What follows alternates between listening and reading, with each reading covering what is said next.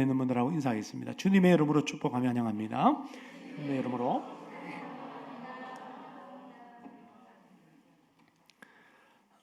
미국의 작가 월터 반게린이라는 사람에게 초등학교 2학년에 다니는 매튜라고 하는 아들이 있었습니다. 아들이 만화책을 굉장히 좋아해서 도서관에 가면은 꼭 만화책을 많이 읽어요. 근데 어느 날 이 매튜가 손에 뭘 들고 오는데 보니까 이 도서관에서 만화책을 빌려온 것이 아니라 훔쳐왔습니다. 이것을 난 아버지가 아들을 불러놓고 엄하게 꾸짖었습니다. 그렇게 하면 안 된다. 그 도둑질이다. 그래서 이 아이를 데리고 도서관에 가서 책을 다시 돌려주었죠. 근데 도서관 또 직원이 또 이 아이를 야단을 치는 거예요. 그런데 이듬해 또 이 아이가 이 도서관에서 만화책을 훔쳐왔습니다. 아버지가 이대로 두다가는 이거 도둑놈 되겠다 싶어갖고 이번에는 가만두지 않겠다 이런 마음을 가지고 이 아들의 손을 잡고 자신의 서재로 데리고 들어가요. 그래서 이 어린 아들에게 아빠가 이렇게 말합니다. 매튜야, 매튜야, 이제까지 아빠가 너한테 한 번도 매를 들지 않았지. 근데 오늘은 도둑질이 얼마나 나쁜 것인가를 너에게 가르쳐야 되겠구나 하면서 회초를 꺼내서 종아리를 걷어놓고 그냥 종아리에 피가 맺히도록 아들을 그냥 호되게 그렇게 때렸습니다. 아들이 너무 아파갖고 눈물을 펑펑 흘리면서 방바닥을 이렇게 쳐다보고 있었어요. 아빠가 말합니다. 너 여기서 반성하고 혼자 있거라. 아빠는 잠깐 나갔다가 다시 돌아오겠다. 아들을 서재에 두고 나온 아버지가 어디 한 구석에 숨어가지고 거기서 이 아들을 때린 그 아버지의 마음이 너무 아파갖고 거기서 우는 거예요. 서재 안에는 아들이 아파서 울고 아버지는 밖에서 아들 때렸다고 마음이 아파서 울고 그랬던 거예요. 이런 일이 있고 난 다음에 아들은 더 이상 책을 훔쳐가는 일이 없었다라는 거예요. 여러 해가 지났어요. 엄마가 아들에게 궁금해서 이렇게 물어봅니다. 매튜야, 그 몇 년 전에 아빠가 때린 그 매가 무척 아팠나 보구나. 아니에요, 엄마. 아빠가 때린 매는 하나도 아프지 않았어요. 그래? 엄마가 생각할 때는 네 나쁜 버릇, 그 훔치는 버릇, 그 아빠의 그냥 그 센 그 매 때문에 고친 줄 알았는데 아니에요, 엄마. 그때 나는 아빠가 밖에 나가서 우는 소리를 들었어요. 그때 아빠의 마음을 알았어요. 여러분, 아들이 변화되고 성숙해지려고 한다면 아버지의 마음을 알아야 돼요. 아버지의 마음을 아는 그 순간요, 그 아들은 자란 거예요. 마찬가지로 하나님의 아들, 딸인 우리도 변화되고 성숙해지려면 하나님 아버지의 마음을 알아야 될 줄로 믿습니다. 하나님의 아버지의 마음을 알아야 하나님의 뜻을 알 수 있고요. 아버지의 뜻. 하나님의 아버지의 뜻을 알아야 아버지의 뜻대로 살아갈 수가 있어요. 결국 하나님의 마음을 아는 것으로부터 우리는 하나님을 기쁘시게 하는 믿음 생활이 시작되는 겁니다. 신앙생활은 그렇게 복잡한 게 아니에요. 신앙생활은 하나님 아버지의 마음으로 하는 거예요. 하나님 아버지의 마음으로 성경을 읽습니다. 하나님의 아버지의 마음으로 복음을 전합니다. 하나님의 아버지의 마음으로 집에 돌아와서 남편을 섬기고 아내를 섬기고 자녀들을 섬깁니다. 하나님의 아버지의 마음으로 기도합니다. 하나님의 아버지의 마음으로 예배를 드리고 찬양을 올려드립니다. 하나님의 아버지의 마음으로 직분에 걸맞는 봉사를 또한 몸된 교회에서 하는 겁니다. 이게 신앙생활이에요. 지난 시간에 탕자의 비유, 오늘 본문 말씀을 통해서 우리들의 이야기, 죄인들의 이야기, 탕자인 나의 이야기를 우리가 함께 살펴보았다고 한다면 오늘은 이 비유에 나오는 아버지에 집중해서 아버지의 이야기를 살펴보기를 원합니다. 사랑하는 성도 여러분, 오늘 본문 말씀 속에 나오는 이 비유 속에 나는 아버지의 이야기를 통해서 부디 하나님 아버지의 마음을 알아 변화되고 성숙해지며 하나님의 아버지의 마음으로 신앙생활의 아버지를 기쁘시게 하는 우리 모두가 되시기를, 하나님의 아들, 딸들이 되시기를 주님의 이름으로 축복합니다. 첫 번째 아버지의 이야기는 떠난 아들이 돌아오기를 기다립니다. 20절 하반절에 보니까 이제 아버지가 직사게 고생을 하고 밑바닥 인생 가운데 야 이러다가 굶어 죽겠구나. 아버지 집에는 품꾼도 배불리 먹는데 내가 배불리 먹을 수 있도록 아버지 집에 가서 내가 품꾼이 되었으면 좋겠다. 품꾼으로 써주지 않겠나. 그 아버지의 자비의 마음에 의지하고 그 먼 나라를 떠났어요. 집으로 점점 가까이 오고 있는데 아들과의 거리가 먼데 아버지가 그를 보고 아들인 줄 알아봅니다. 여러분, 아들이 아버지를 떠나서 꽤 오랜 세월이 지났을 거예요. 먼 나라에서 그 유산으로 물려받은 그 재산을 다 쓰는데도 물론 뭐 돈 쓰는 거는 금방 그냥 사라지긴 하지만은 어쨌든 그게 다 탕진할 정도까지 그렇게 돈을 쓰는 시간이 있었을 것이고, 뿐만 아니라 또 돼지 지엄 열매 먹지 못하는 그 신세까지 떨어지는 뭐 중간에 단계를 다 생략하고 비유를 한 거 아니겠습니까? 뭐 나중에는 진짜 돼지를 치는 종이 되어서 종살이를 오랫동안 하다가 흉년이 들어서 쫄쫄 그렇게 굶어 죽어가는 그런 상태에 이르렀으니까 시간이 꽤 흘렀어요. 그러니까 아들의 모습이 변했을 겁니다. 게다가 우리가 살펴본 대로 아들은 못 먹어서 굶주려 가고 있었기 때문에 깡말라 있을 것이고, 깡마르고 그리고 얼굴색도 피부색도 어둡고 굉장히 초췌하고 온몸이 그냥 만신창이가 되었을 겁니다. 옷은 누더기 옷처럼 다 떨어지고 남루했고 신발은 종이니까 신지도 않았어요. 완전히 거지꼴로 나타난 겁니다. 그런데도 아버지는 저 멀리 있는 아들을 한눈에 알아보았다는 거예요. 여러분 어떻게 알아보았을까요? 아버지 시력이 2.0이었습니까? 시력이 좋아서 알아보았습니까? 아니에요. 아버지가 아들을 기다렸기 때문이에요. 기다리는 사람만이 그 기다리는 그 대상을 한눈에 알아보는 것입니다. 아버지는 언제부터 아들을 기다렸을까요? 생각해 볼 때는 아들이 집을 떠나는 바로 그 순간부터 아들을 기다렸을 겁니다. 아들이 집을 떠났을 때부터 아버지는 매일 하나의 그동안에 없는 버릇이 하나 생겼어요. 그건 뭐냐면 유대인의 집은요, 지붕 위에 올라가서 거닐 수가 있어요. 우리 다윗이 범죄할 때도 보면, 성적인 범죄할 때도 보면 지붕 위에 거닐다가 밧세바를 보고 음욕 품고 간음했잖아요. 그죠? 그 지붕이 우리 옥상처럼 그렇게 돼 있는 거예요. 그게 올라가는 버릇이 하나 생겼어요. 왜 올라갔을까요? 그렇죠. 아들이 집을 떠나갔던 저 길을 바라보는 보면서 아들이 돌아오기를 기다리는 습관이 생긴 거예요. 아버지가 아들을 알아보자마자 아들에게로 달려갑니다. 아들이 아버지에게 달려간 것이 아니라 먼저 알아본 아버지가 아들에게로 달려가요. 동양에서는요, 아버지가 뛰지를 않습니다. 체면이 있기 때문에. 뿐만 아니라 아버지의 옷이 얼마나 깁니까? 우리 유대인들의 옷을 보면 이게 겉옷 두루마기처럼 길어요. 그거 입고 뛰는 거 그건 쉬운 일도 아니에요. 근데 아버지가 달려가는 거예요. 왜 달려갔을까요?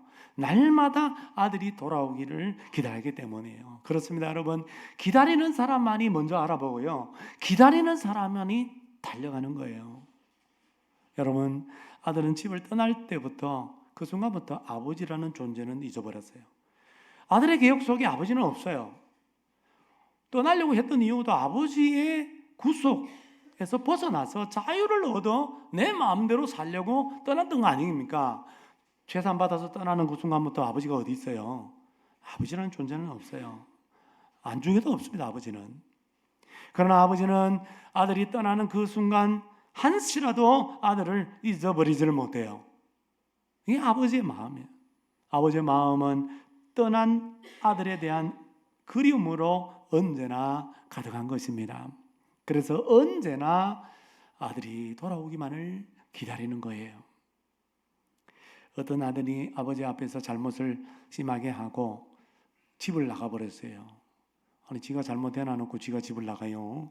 예, 집을 나갔는데 나가보니까 뭐 어디 갈 데가 없어요. 요즘처럼 그런 시대가 아니니까 길거리를 배회하다가 뭐 딱히 갈 만한 곳도 없고 이래가지고 춥고 배고프고 그러니까 집으로 들어가야 되겠다 이렇게 마음을 먹었어요. 근데 아버지가 깨어있는 동안에는 들어갈 용기가 나지 않는 거예요. 그래서 아버지가 주무실 때까지 기다렸다가 그 집 근처에 와가지고 이렇게 살펴보면서 아버지가 있는 안방에 불이 탁 꺼지면 들어가야지 이렇게 생각한 거예요. 근데 왔는데 저녁쯤 왔는데 안방에 불이 안 꺼져요. 아니 새벽 1시가 되었는데도 불이 안 꺼져요. 1시간 더 기다렸습니다. 2시가 되었는데 불이 또 안 꺼져요. 근데 3시가 딱 되니까요 불이 탁 꺼지는 거예요. 야, 이제 됐다. 이제 아버지가 주무실라나 보다. 아버지가 잠에 빠질 때까지 좀 더 기다려야지 해서 1시간 더 기다려서 새벽 4시쯤에 이제 대문 앞으로 탁 간 거예요. 근데 이 대문이 이거 잠겼으면 어떡하지? 또 이런 생각이 드는 거예요. 그래서 살짝 열어보니까 또 대문이 또 열려 있는 거예요. 아, 잘 됐다 싶어서 문을 열고 자기 방으로 살금 이렇게 딱 들어가는 찰나에 갑자기 우렁찬 소리가 들려요. 이제 오냐? 씻고 자거라. 그 아버지의 음성이 들린 거예요. 깜짝 놀랐죠. 아들이 나중에 안살실이지만 집 나간 그 순간부터 아버지는 문을 열어놓고 아들이 돌아오기만을 기다렸던 겁니다. 그렇습니다, 여러분. 아버지는 집 나간 아들을 기다리십니다. 잠을 자지 않고 기다리세요. 문을 열어놓고 기다리세요. 오늘 이 당자의 아버지도 오랜 시간 날마다 애타는 가슴으로 문 앞에 서서 혹은 지붕 위에 올라가서 이제나 저제나 집 나간 아들을 초조하게 기다렸던 겁니다. 이것이 아버지의 이야기입니다. 동시에 하나님 아버지의 이야기이기도 해요. 여러분, 렘브란트라고 하는 유명한 화가가 있는데요. 이분이 쓴 전 세계의 아주 그림 중에 하이라이트라고 할 수 있는 그렇게 찬사를 받는 그림이 있어요. 당자의 귀환이라고 하는 그림이에요. 유명한 그림이죠. 어떤 분이 이 그림을 깊이 묵상하고 난 다음에 나름대로 해석해 놓은 글이 있더라고요. 그래서 그 글을 보고 제가 여러분에게 소개를 하겠습니다. 이 그림을 가만히 보면 지금 저기 무릎을 꿇고 저기 머리가 빡빡 이렇게 깎여진 저거는 태아의 모습이라는 거예요. 원래 태아가 정말 그 품으로, 엄마의 품으로 그 자궁 속으로 들어가는 것처럼 저런 모습으로 원래 가야 될 곳으로 그렇게 돌아가는 모습이라는 거예요. 근데 여러분 클로즈업에서 아버지의 얼굴을 한번 보면은요, 한번 보세요. 아버지의 눈을 자세히 들여다보면, 자 이렇게 잘 보세요. 이렇게 소개하고 있어요. 아버지의 눈을 자세히 들여다보면은 시선이 없음을 알게 됩니다. 매일같이 아들이 돌아올 그 길을 뚫어지게 바라보다가 눈이 짓물러 멀게 된 아버지의 눈은 초점이 없습니다. 시력을 상실한 아버지는 눈이 멀기까지 아들을 기다리는 하나님의 사랑을 말합니다. 아주 기가 막힌 해석이죠, 그죠? 그냥 멍 때리고 있는 것이 아니라 아들을 안고 있으면서도 아버지의 눈이 짓물러져서 완전히 눈이 어두워져 버렸다라는 거예요. 눈이 멀기까지 애타게 아들을 기다리는 그 아버지의 모습이 바로 하나님 아버지라는 거예요. 여러분, 그러므로 아버지는요, 멀리 있는 아들을 눈으로 알아본 것이 아니라 가슴으로 알아본 것입니다. 애타는 마음으로 알아본 것입니다. 사랑하는 여러분, 이처럼 하나님 아버지는 지금도 자기 자신을 떠나서 자기 힘으로 자기의 노력으로 살고자 하는 그 자식이 돌아오기를 애타게 기다리고 계십니다. 교회 안에 있지만은 여전히 하나님 아버지를 떠나 있는 분 계십니까? 오늘 이 아버지의 이야기를 통해서 떠난 아들이 돌아오기를 기다리는 그 하나님 아버지의 마음을 알아서 하나님 아버지께로 돌아올 수 있기를 주님의 이름으로 축복합니다. 두 번째 아버지의 이야기는 돌아온 아들을 용서함입니다. 20절 하반절에 보니까 돌아온 아들을 목을 안고 입을 맞추니 라고 되어 있어요. 지난주에도 소개한 것처럼 환영이라고 제가 말씀드렸습니다. 근데 또 다른 의미가 있어요. 아버지는 억누를 수 없는 감정으로 기쁨과 감격이 교차하고 또 그런 감정으로 아들의 목을 콕 안고 입을 맞추는데, 이 입을 맞추다라고 하는 헬라어 동사 카테펠레세는 많이 입을 맞추다, 여러 번 입을 맞추다라고 하는 뜻이라는 거예요. 유대인들은 인사할 때 입을 맞춰요. 중동 사람들 입을 맞춘다고 그러잖아요. 그죠? 볼로 이렇게 또 이렇게 키스하지 않습니까? 이 인사예요. 그들이 인사인데 지금 이 아버지에게 아버지가 아들에게 입을 맞추는 것은 인사라고 한다면 한 번 하고 끝나는 거예요. 근데 여러 번 입을 맞춘다라는 것은 인사가 아니라 이 아들을 받아들인다라는 표시입니다. 화해한다라는 표시요, 용서해 준다라는 표시라는 거예요. 여러분, 아버지가 용서한 아들은 어떤 아들입니까? 13절 말씀해 보니까 먼 나라에 가 거기서 허랑방탕하여 아버지의 재산을 낭비한 아들이었습니다. 돌아온 아들에게 잔치상을 차려주는 걸 못마땅히 여긴 다음에 우리가 함께 또 묵상하겠지만 이 맏아들, 이 큰아들의 말대로 30절 말씀처럼 아버지의 살림을 창녀들과 함께 삼켜버린 아주 못된 아들이었습니다. 그런 못되고 나쁘고도 악한 아들임에도 불구하고 아버지는 야 이놈아, 너 어디서 뭐 하다가 이제 오느냐? 네가 이 꼴이 뭐냐? 너 뭐 하다가 너 이렇게 됐냐? 네가 한 짓이 뭔지 아느냐? 이놈아 라고 묻거나 꾸짖거나 따지지를 않았어요. 아버지는 아무 말 없이 목을 안고 입을 여러 번 맞추면서 용서를 표시했던 것입니다. 여러분, 아버지의 용서는 조건적이지 않았어요. 네가 집으로 돌아왔는데 지금은 내가 봐주겠다. 근데 네가 앞으로 어떻게 행동하는지를 보고 내가 용서해 줄지 안 해줄지 결정하겠다. 얼마나 그 못된 행실, 아버지의 가슴에 못을 박은 그런 불효, 이거를 이제는 고쳤나? 내가 다 보고 난 다음에 내가 용서해 주나? 이런 말 하지 않았습니다. 아버지는 아들이 죄를 지었습니다. 아버지 앞에 내가 범죄해서 아버지의 아들이라 일컬음을 받지 못하겠습니다. 그렇게 말하기도 전에 이미 용서해 버렸어요. 그래서 21절에 보니까 아버지 내가 하늘과 아버지께 죄를 지었사오니 말하기도 전에 20절 하반절에 이미 용서해 주죠. 입을 맞추어 주잖아요. 아버지는 그저 아들이 돌아온 그것만으로 기쁘고 너무 감사하고 너무 감격하고 그래서 이미 아들을 용서해 주었던 것입니다. 언제 용서해 줬을까요? 돌아왔기 때문에 용서해 줬을까요? 아니, 저는 그렇게 생각합니다. 집을 떠난 순간부터 기다렸고 집을 떠난 순간부터 아들의 허물과 죄를 다 용서해 주시는 분이 여러분 아버지예요. 그리고 아버지의 용서는요 즉각적이었습니다. 그래서 아들이 21절 하반절에 보니까 지금부터는 아버지 아들이라 일컬음을 감당하지 못하겠습니다. 그러니까 아들이 생각할 때는 이렇게 죄를 짓고 불효하고 그렇게 재산 다 낭비하고 돌아왔는데 무슨 낯짝으로 아버지를 보겠어요. 고개를 돌 수 없을 지경에. 그래서 아버지 나는 아들 가치가 없습니다. 아들의 자격도 없습니다. 그렇게 말하지만 아버지는 아들을 집안으로 데려와서 종들에게 이렇게 말하죠. 22절 제일 좋은 옷을 내어다가 입히고 손에 가락지를 끼우고 발에 신을 신기라. 우리가 이것은 이제 신분의 회복, 아들 신분의 회복이라고 지난주에 말씀드렸습니다. 원어에 보면 맨 앞에 어서라고 하는 단어가 있는데 여기서 생략되어 있어요. 영어 성경에도 quickly, 속히 이렇게 되어 있어요.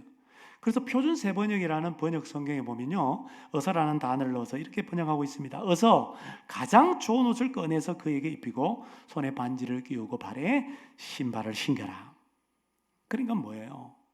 집으로 돌아온 아들을 아버지는 조금도 지체하지 않았어요. 아들은 아버지에게 19절 하반절 독백 가운데 그가 말하려고 했던 말 품꾼의 하나로 보소서. 아버지 집에 아들이 아니라 나는 아들 가치가 없으니까 품꾼의 하나로 나를 써주소서. 이렇게 말할 작정이었잖아요. 그러나 아버지는 그 말을 들을 필요조차 없었던 거예요. 왜? 이미 용서했기 때문에. 즉각 아들의 죄를 용서했기 때문입니다. 아들의 죄와 허물을 아버지가 그 넓은 마음으로 덮었기 때문이에요. 왜 용서했을까요? 아들이니까 용서했겠죠. 근데 20절 하반절에 보니까 20절 하반절 자, 목을 안고 입을 맞춘 그 행동, 그 용서의 표시의 그 행동 앞에 보니까 아들을 측은히 여겨. 이 측은히 여기다라는 말은 긍휼이라는 말인데 이게 원어에 보면은요 창자가 끊어지는 고통을 느끼는 마음이라는 거예요. 여러분 자식들을 이렇게 아파하고 자식들이 저렇게 실패하는 걸 보면요, 아버지의 마음, 어머니의 마음은요, 애간장이 탄다 그러잖아요. 그거예요. 그게 끊어지는 거예요. 애간장이 타는 게 끊어지는 거예요. 그게 여기 말하는 측은히 여긴다라는 거예요. 그러니까 아버지는 돌아온 아들의 그동안의 그 고통을 측은히 여겼어요. 함께 아파했어요. 아들이 가졌을 그 수치와 그 이방 땅에서 그 수욕과 그 좌절과 그리고 자존심의 상실, 이 모든 것들을 측은히 여겼어요. 피로와 피곤함과 지쳐있는 그 아들을 측은히 여겼어요. 그래서 돌아온 아들을요, 정죄하지 않아요. 그냥 무조건 받아들여요. 즉각적으로 받아들이고 용서해 주었던 것입니다. 이것이 여러분 아버지의 긍휼, 아버지의 사랑. 여러분 아버지의 사랑은요, 모든 것을 초월합니다. 율법에 의하면 돌에 맞아 죽어야 될 아들이지만 아버지 사랑 때문에 율법도 초월해요. 유산, 자기의 재산까지 다 낭비한, 손해를 끼친 아들이지만 그 재산, 돈도 아버지의 사랑은 초월해요. 아버지의 명예가 땅에 떨어졌어요. 아버지의 명예가 훼손되었습니다. 그것도 아버지의 사랑은 초월하는 것입니다. 여러분, 아버지가 원하는 것은 이런 것들이 아니에요. 뭐 율법이나 유산이나 돈이나 명예 이런 것이 아니라 아버지가 원하는 건 딱 하나예요. 아들이기 때문입니다. 할렐루야. 이것이 오늘 아버지의 이야기예요. 이것이 하나님 아버지의 이야기입니다. 하나님 아버지의 사랑은 더러운 자식을 품어주는 사랑입니다. 빗나간 자식 각기 제 길로 자기 마음대로 살아가는 그러한 자식을 다시 받아주는 사랑입니다.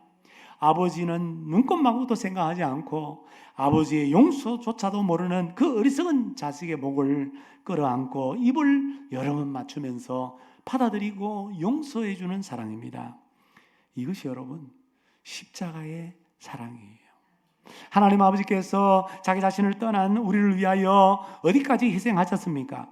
여러분, 원수된 우리를 위하여, 죄인된 우리를 위하여 하나님 아버지가 어디까지 희생하셨습니까? 십자가 위에서 저주받은 그 십자가, 나무 십자가 위에서 자기 독생자 예수 그리스도를 처형시키기까지 희생하셨습니다.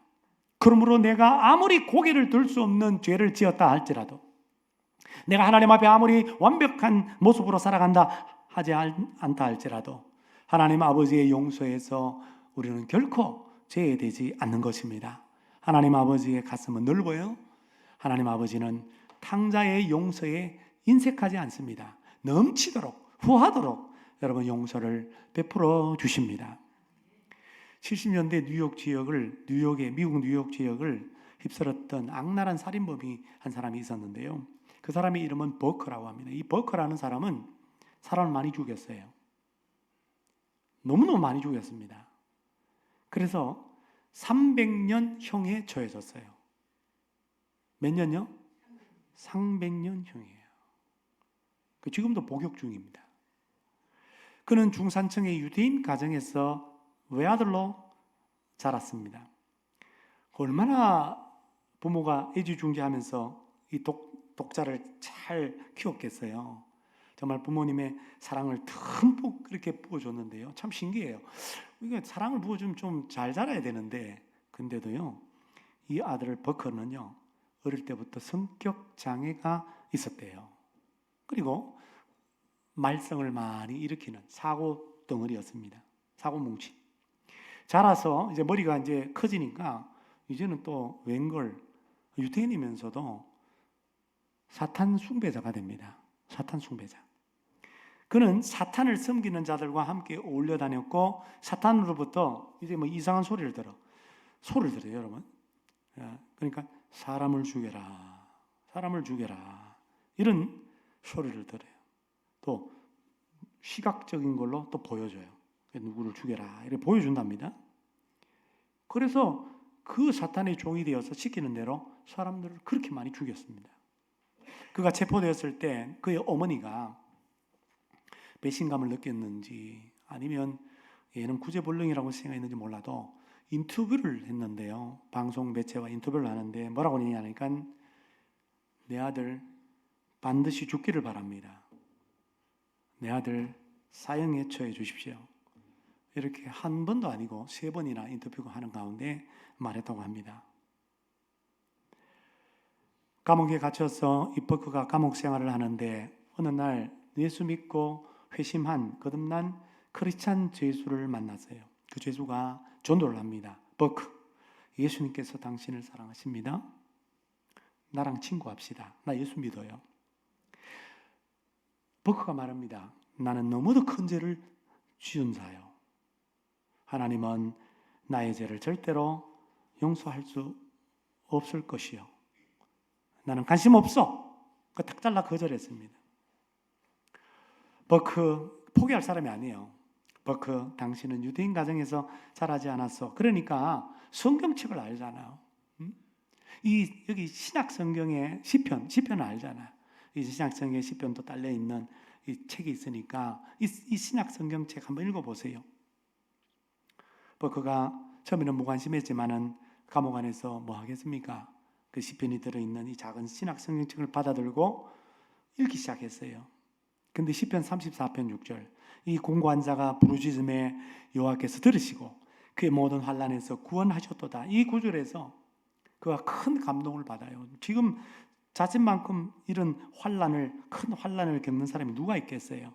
근데 하나님께 기도하라고 얘기하고, 그러면 하나님이 건져준다고 얘기하니까 거기서 무릎을 꿇고 하나님 앞에 울부짖으면서 그렇게 기도를 했습니다. 그는 하나님께 자신의 죄악에 대해서 용서를 빌었어요. 하나님, 너무나 큰 죄를 지었지만 하나님 용서해 주십시오. 그렇게 눈물로 회개하면서 기도하고 일어섰을 때 이 사람의 마음이 가벼워져요. 한결 가벼워져요. 여러분, 값싼 은혜, 값싼 용서는 아니에요.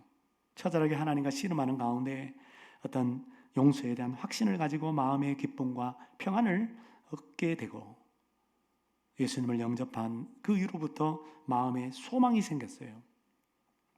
왜 이렇게 됐습니까? 예수 그리스도 그 십자가의 용서를 받았기 때문입니다. 여러분, 이 사람이 300년형입니다. 300년형을 받은 이 죄인을 용서하신 하나님 아버지라고 한다면 오늘 이 자리에 있는 누군들 하나님 아버지께서 용서하지 않겠습니까? 저와 여러분의 죄가 아무리 크다 할지라도 하나님 아버지는 용서하시는 아버지인 줄로 믿습니다. 그러므로 중요한 건 뭐냐면 실제로 하나님 아버지께로 돌아가는 거예요. 아버지 집에 갔다가 잠깐 들렀다가 그 다음에 또 나와가지고 또 떠나서 살고, 이게 아니에요. 여러분, 하나님께로 아주 돌아가는 것입니다. 떠났다가 돌아왔다가 하는 게 아니에요. 우리 지난주 말씀 듣고 우리 셀에서 나눔을 했는데 우리 셀 식구들 나눔이 이런 거였어요. 어떨 때는 떠났고 어떨 때는 돌아왔어요. 그 왔다리 갔다리 한다는 신앙이에요. 여러분, 그거 아니에요. 여러분, 영원히 하나님 아버지께로 돌아오는 것입니다. 지난주 다니엘 기도회 때 강사 와플대학 대표 손정희 장로님 간증 말미에 이런 말씀을 하셨죠. 일부 예배 때는 이 예화를 쓰지 않았는데 사실은 그때 굉장히 제가 큰 감동을 받았습니다. 뭐라고 찬양 한 곡 부르고 이런 말을 하더라고. AI 시대라고 하죠. 앞으로 과학이 눈부시게 발전해서 저 죽기 전에 설령 타임머신이 생긴다고 해도, 그래서 저를 공짜로 태워준다고 해도 저는 결코 타지 않겠습니다. 제가 다시 젊고 빛나는 청춘이 된다고 하여도 하나님 모르는 그 시절로, 뭡니까? 하나님을 떠나 있는 그 시절로 돌아가지 못할 것 같아요. 그렇습니다. 이것이 바로 하나님 아버지께로 돌아온 사람의 고백이에요.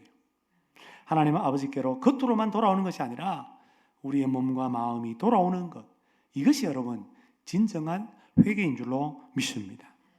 회개했는지 아닌지 어떻게 알아요?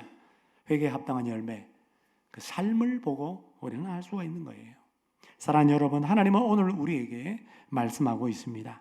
이사야 55장 7절 말씀 우리 다 같이 함께 합동합니다. 시작. 악인은 그의 길을, 불의한 자는 그의 생각을 버리고 여호와께로 돌아오라.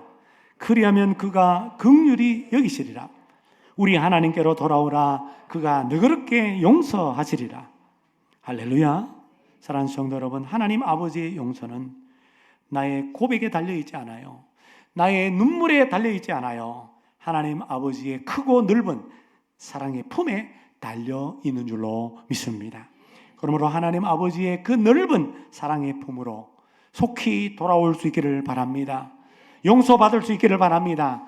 그리고 하나님 아버지의 마음을 알아 그 하나님의 아버지의 마음으로 신앙생활을 해서 하나님 앞에 기쁨을 드리는 하나님의 아들, 딸들이 다 될 수 있기를 주님의 이름으로 축원합니다.